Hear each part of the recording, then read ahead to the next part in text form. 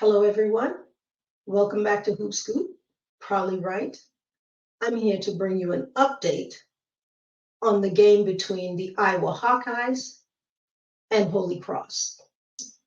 Before we dig into the numbers, let's chat a little bit about this game. This game was a struggle in the beginning for the Hawkeyes. I have to say I was just a little bit worried. And not so much for the Hawkeyes, but this game was a struggle for Caitlin Clark in particular. She could not find her shot. She was being triple teamed. She got in foul trouble early, not in trouble, but she picked up some early fouls. She was very frustrated with the ref. Her body language was not there. So there was a lot of worries and a lot of concern that maybe it was the pressure or maybe it was just too much time off. But this video is not about that. This video is a throwback to a video I did a couple of days ago about the difference makers. For Caitlin Clark, the difference makers showed up early and often in the beginning. There was a huge surprise. A player that we thought would not play in this tournament because she was dealing with injuries, Gabby Marshall, not only played the game, she was a starter and she showed up early and often. She hit 3 of 7 3-pointers and 2 of 3 from the free throw line for 11 points. Another difference maker, Kate Martin, aka the Glue, showed up early and often. She had 2 3-pointers, 5 of 7 from the free throw line, and 14 rebounds. That's right, 14 rebounds. Another difference maker, this time off the bench, O'Grady chipped in 14 points. Let's look at some of the plays. This is a team. Oh, right away, Holy Cross coming out aggressive, trying to collapse on every drive. Marshall 3, as Walter with a rebound. Clark off the bounce. Front rims it. Here comes Clark. Marshall gets a look and hits it. Scored 32 per night. Only Cheryl Swoops had a better tournament run. There's 11 threes, the most in the country. O'Grady from Marshall. Oh, they look a little different. O'Grady running the floor, rim to rim.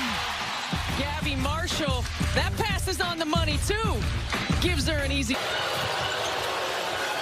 All alone, Power Cassidy hits the play. And then in transition, there's nobody near. She can knock it down to a clip of. Final minute of this first quarter. She'll try for a back-to-back and get it.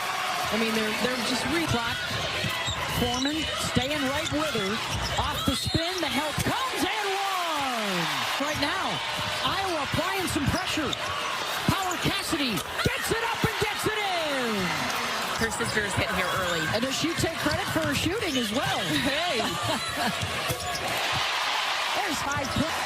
Followed that up at the Final Four against South Carolina.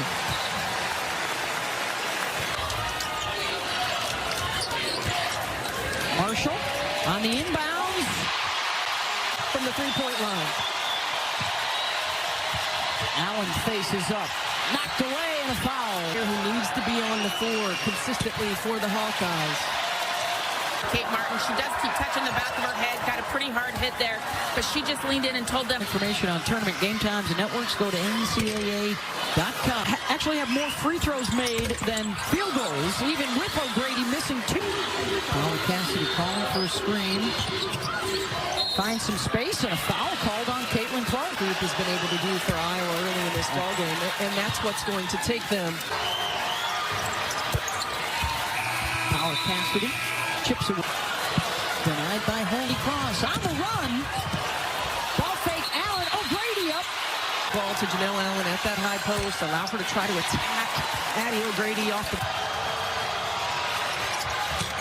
And 1 for 4 offensively. And that is now the 3rd foul on Janelle Allen. She'll have to. That's just a great read by some seniors that have been playing together. Out of rhythm. And spin it around to the other side of the floor.